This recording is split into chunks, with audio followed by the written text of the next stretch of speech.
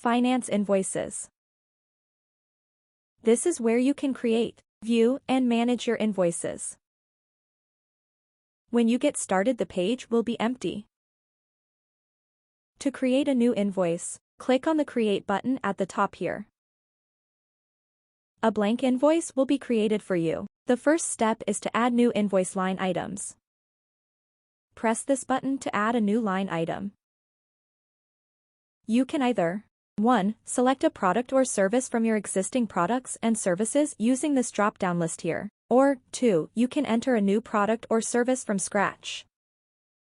Note, if you choose to enter a new product or service that did not exist in your database, the new product or service will be added to your database automatically. Enter the quantity of products or services to be included. Save the form. Note that the currency has been pre-selected, based on the company settings set by the space owner when your digital practice account was first created. Next step is to add a client to your invoice. Click on this button to add a client.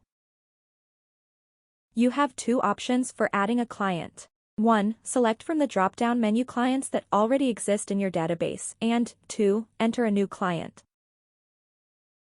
In this case, we will enter a client that already exists by selecting from the list and submitting the form. This is the logo that will be shown on your invoice. If you would like to change it, use this button here. You can add a tax percentage for value-added tax or VAT to your invoice. Enter the percentage amount here.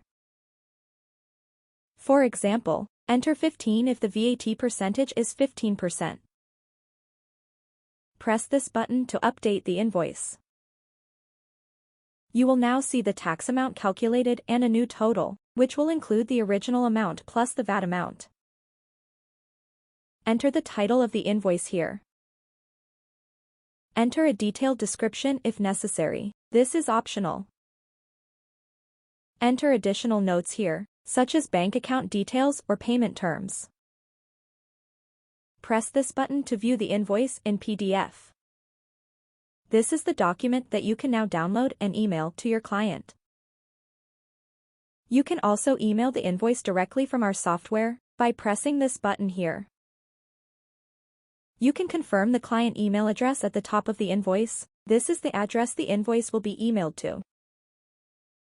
Press this button to email the invoice.